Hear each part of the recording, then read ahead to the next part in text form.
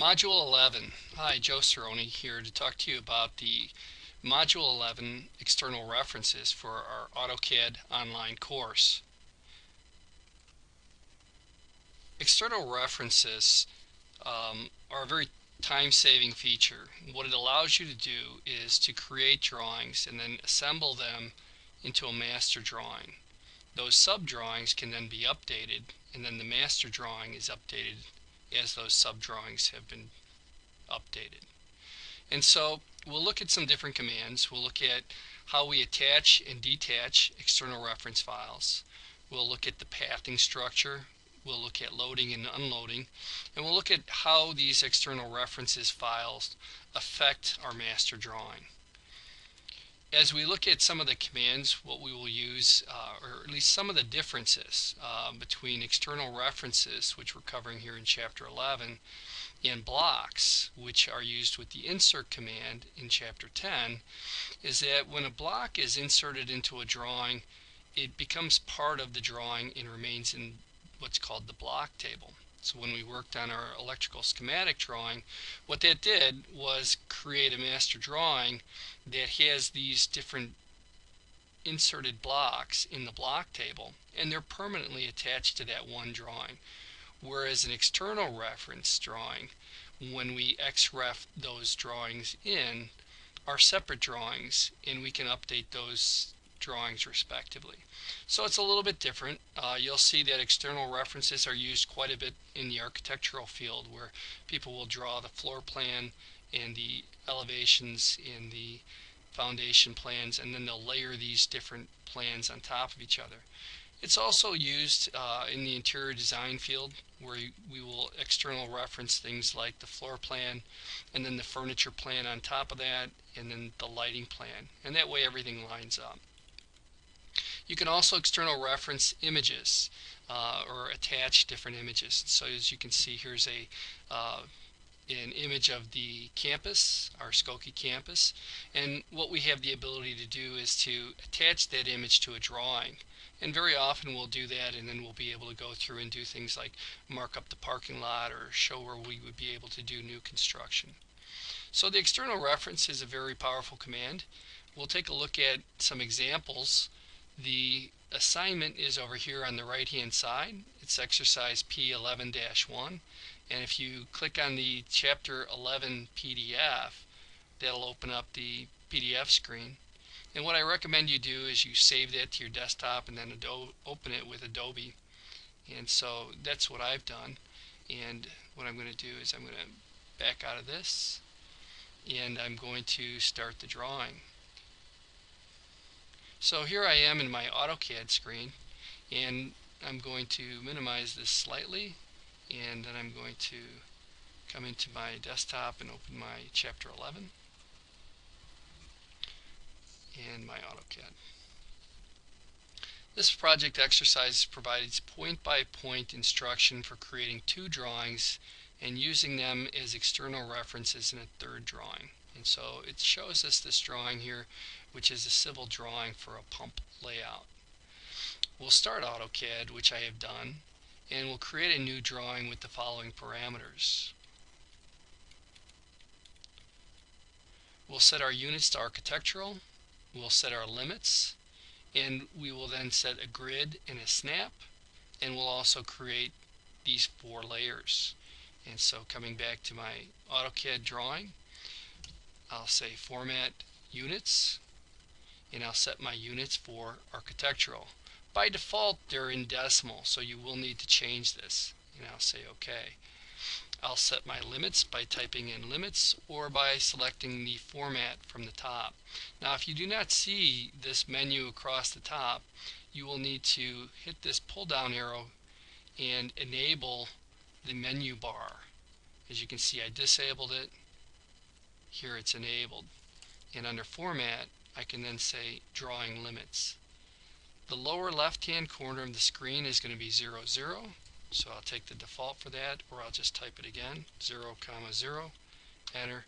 And the upper right hand corner is going to be 28 feet, 38 feet, 35 feet. And so we'll say 28 feet, comma 35 feet. Enter. We'll set a grid and a snap, a grid at 1 foot and a snap at 6 inches, and we can do that under the Tools Drafting Settings command. And in the Tools Drafting Settings, we have our snap set at 6 inches and our grid set at 1 foot.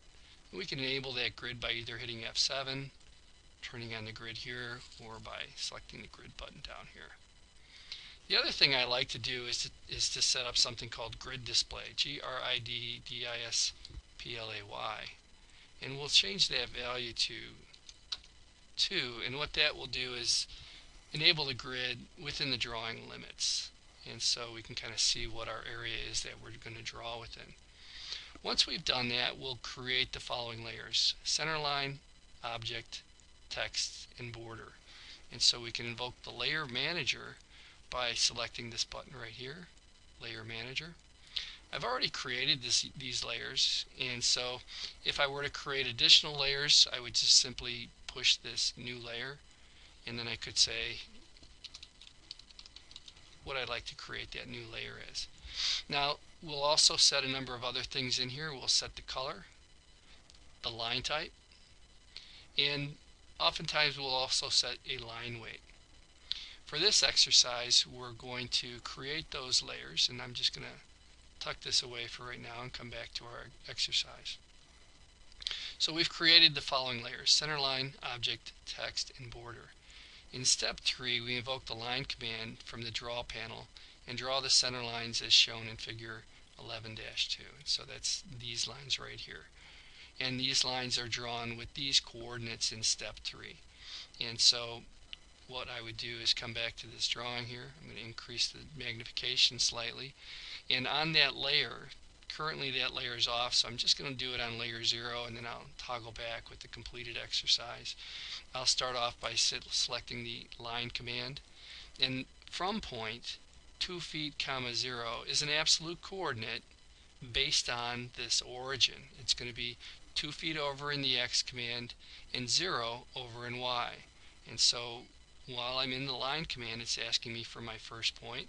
I type in 2 feet, 0, enter, and that will give me my starting point. If we were to count grid units, we could count 1 foot, 2 feet, and we will then draw this to a next point at 35 feet, angle 0. That's a relative polar coordinate. In other words, at a distance of 35 feet at an angle of 90 degrees, and a 90-degree angle would be north.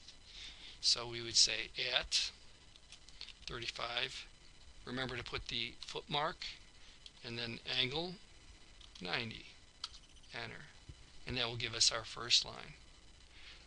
Next point, we'll hit enter, and then we'll hit enter again to invoke the line command again, and the next point will be from 0,5 feet.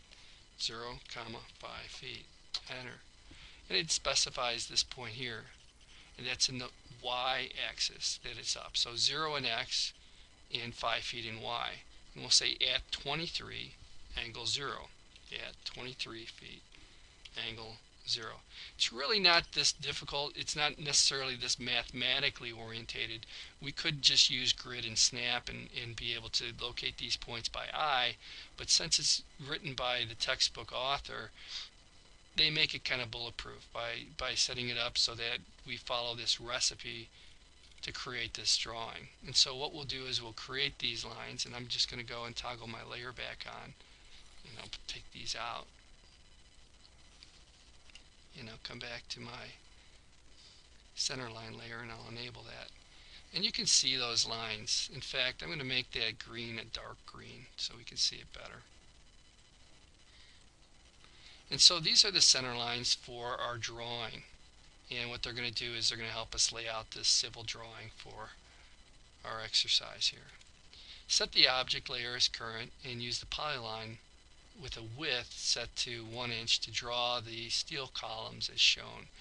And each of the columns are 12 by 12. And so what we're going to do is we're going to draw these I-beam shapes, and we're going to locate them at the corners as shown.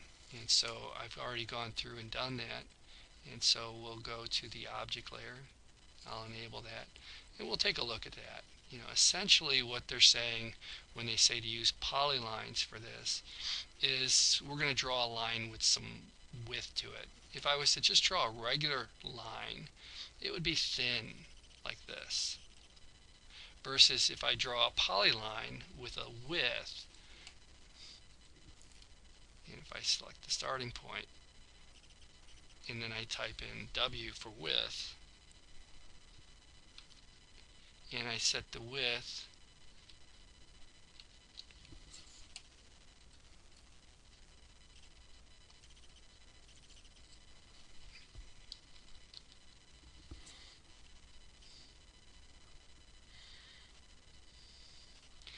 it seems to be a little glitchy. Starting point width 0.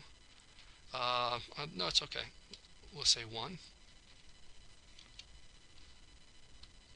Enter. And then the ending width will also say 1. So we'll hit enter. And what you'll see is that line has line weight to it. And so there's different ways that we can do that now. We can also do that with line weights. But these exercises are written to just draw this I-beam using polylines. And I have to be a little careful. You see how my O-snap is wanting to grab the end of that like that?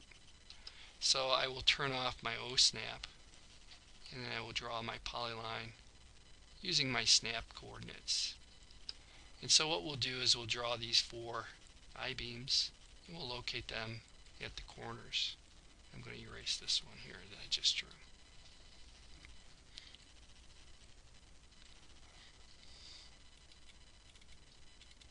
Next, we will go through and create the text for this. And we'll set text as the current layer, and we are putting the text in model space. And so since this is a large scale drawing, we'll set the text height to 8 inches. And this will cause the text to be plotted out 1/4 inch high when plotted at 3/8 of an inch equals a foot. And there's a conversion factor that we can do where we can take 0.375 divided by 12, and that'll be our multiplication factor or our shrink factor as we try to get this text printed out at a proper scale.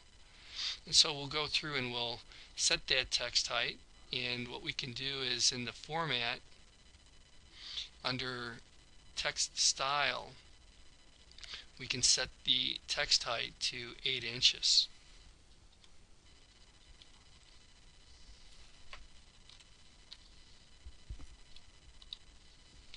And we can set that current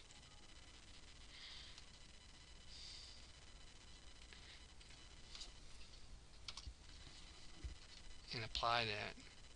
And so now our text value is set for 8 inches, and we can go through and then write the various text items on this layer. And so we'll start off with this PS number 1 W value. I like to use single line text, and so I'll select single line, and the reason I'll do that is because it's more accurate. And I'll select a point.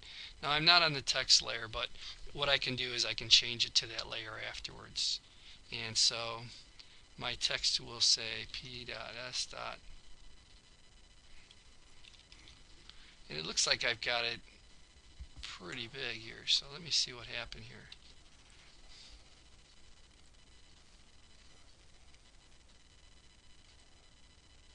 Rotation angle 0, and it seems to be overriding my text height. I'm going to blow that away, set it back to 0.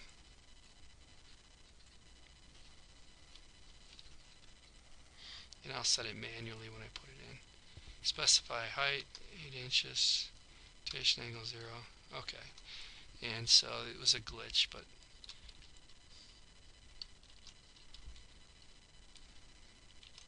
pump station number 1.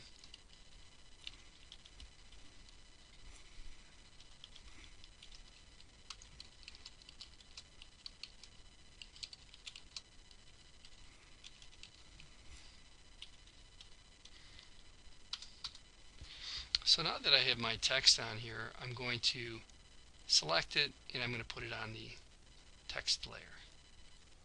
Since my text layer is off, it's not going to show it, but what I'll do is I'll turn my text layer back on, and then I'm going to need to take one of them out. And so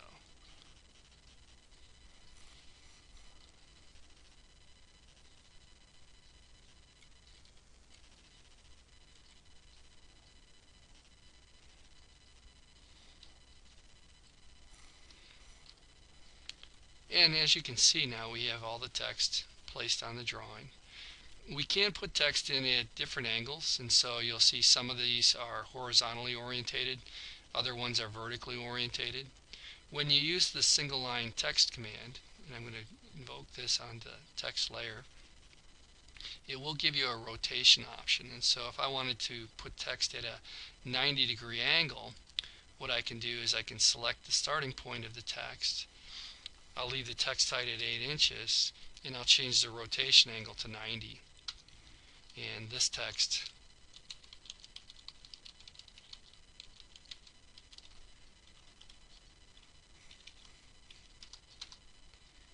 upon entering the command, it will be rotated 90 degrees.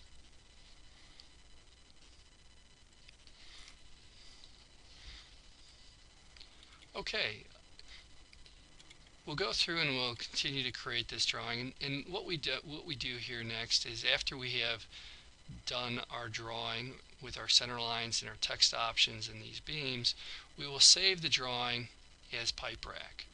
And so what I'm going to do is I'm going to come back here and I'm going to do a save as, and I've saved it as my initials exercise P11-1 pipe rack. And as you save these, when you work with external references, you want to be careful to save them all in the same location. If you save them all into a folder, I put these into my Module11 folder, then they will all be grouped, and when I open them, the CAD system will be able to find them. And we'll show you how to set the paths as we go through and update this drawing with external references. And so I will save this drawing, replace it, and then it has a start a new drawing, and we will create another drawing with the same settings as we have in the other one. And the other drawing that we're going to create is this next drawing here called our pump, and I'm going to open that. And in this pump drawing, we do a lot of the same things. This would be an external reference drawing that somebody would work on, where they're doing these two different pumps, this pump 1B and pump 1C.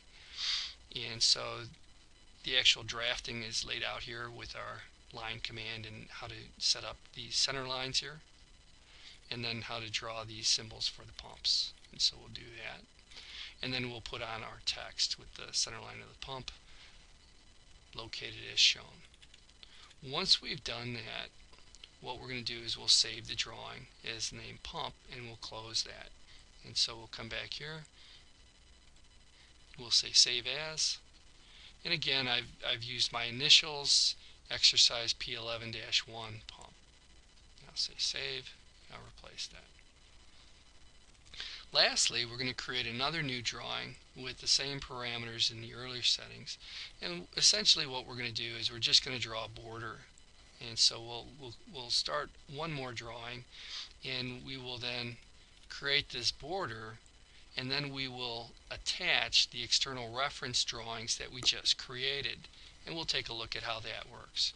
And so I'm going to open up my last drawing, and what you would do here is say new and start your new drawing with those same parameters. And so I'm going to open up this P11-1 drawing, and when it asks about the same parameters here, what that means is I've created layers for border, center line, object, and text. I did add one additional one called title block text, which we'll take a look at in a little bit. And we'll create this border with our center line. Attach the pipe rack drawing as a reference file to the current drawing with an insertion point of 0, 0. And this is where we start talking about how external references work. And so we've created these other two drawings, and now we're going to assemble them into a master drawing. And so what we'll do is we'll go to the Insert tab, and here's our external reference panel. And what we're going to do is we're going to attach our pipe rack drawing. And what I'll need to do is to go through and navigate over to my drawing location for my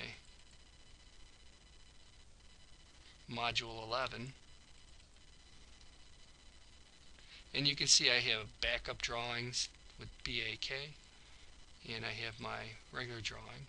I'll say open. This is my external reference attachment window, and as we look at it, we can set this up as an attachment or as an overlay. The difference between an attachment and an overlay is if I were to take this assembly drawing, or this drawing with two external references, and then external references into another drawing, which is quite common, it will bring in those sub-drawings. In other words, the parent will bring in the children drawings, and they will stay together. And so by setting it as an attachment, it always brings the other X-reference drawings in, versus as an overlay, it will not. It will just bring in the drawing that you're bringing in, and it will lose the other subcomponents of it. It works a lot like the insert command, where we're able to set up a scale, we're able to specify the insertion point on screen, or we can do it by coordinate X, Y, and Z. We can also select the path type.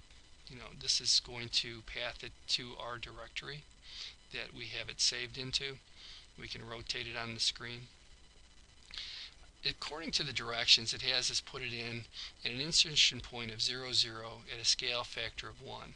And those are the defaults for this. And so I could leave it as specify on screen, or I could uncheck it at 0, 0 and say OK. And it'll come in exactly at the origin, or 0, 0. I'm going to undo that, and we'll do it again. We'll say attach, and we'll attach our pipe rack drawing again. And this time we will say specify on screen, just so we can see the difference. We'll specify on screen as an attachment. We'll say OK. And then we will find the coordinate for 0, 0. Now how do we find that? Well, we have the axis here, the user coordinate system. And notice also down here in the lower left hand corner, this is the coordinate readout for our X coordinate and our Y and our Z. It's X comma Y comma Z.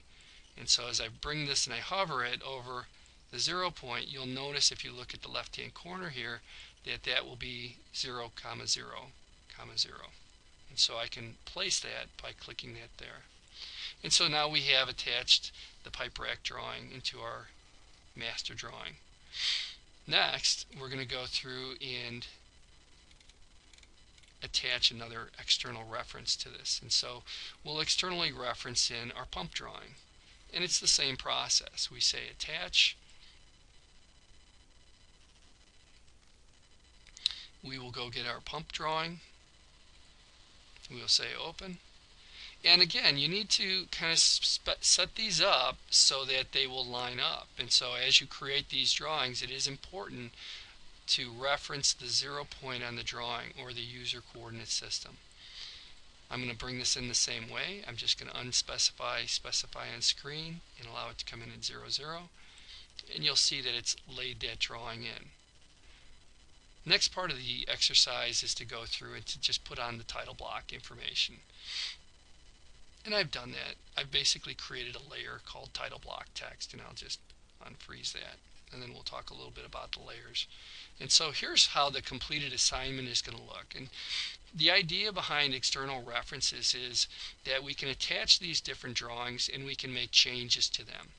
If we look at the layering structure for this, when I look at the layering structure, you'll notice that it's brought in these other drawings, and it's brought in their layers as well. And so it's brought in border, centerline, object, and text. but it also references the drawing in which they're externally referenced from. So the pump drawings and their layers are referenced here, and the pipe rack drawings and their layers are referenced here. And that's how you can filter between what layers you're using within these different drawings, and you can toggle them on and off respectively. The other thing that we can do with an externally referenced drawing is we can go out to those master drawings and make changes. And so if I come out here and I open up my pump drawing,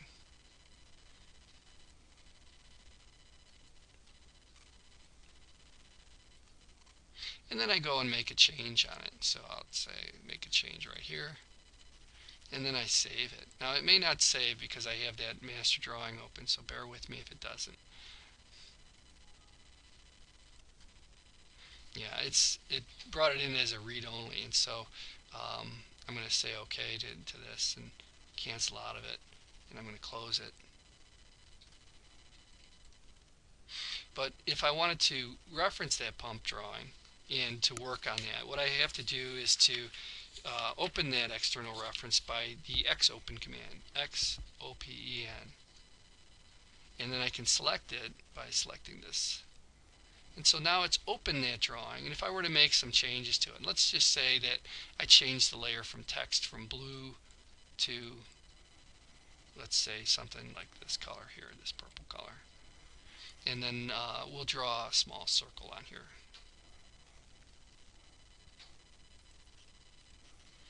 And I'll save it. When I close it,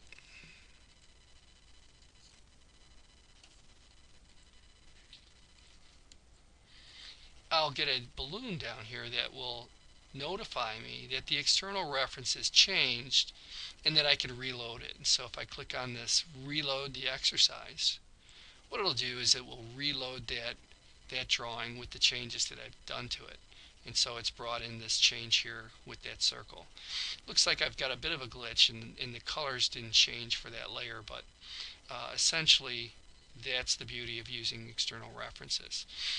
If you look at the next exercise, it has this exercise 11-1, and we can go through, if you'd like for extra credit, create this nozzle. And it's the same process.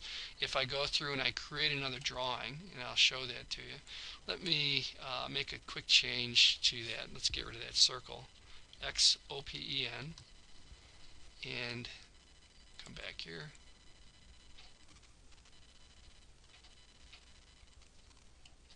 And we'll get rid of that. We'll save it. We'll close it. Reload it, and I've already gone through and opened up this other drawing, which is the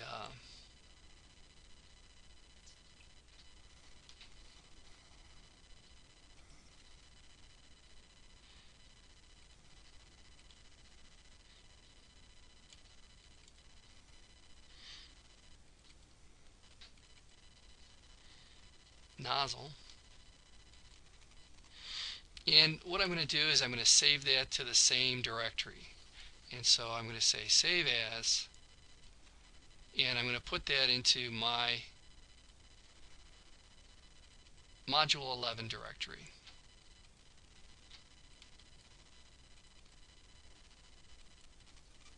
And then I'm going to close it. And I'm going to externally reference it into this drawing. So I'll say insert, attach, I'll select it, say open, and I'm going to specify on screen my insertion point. I'm going to then put that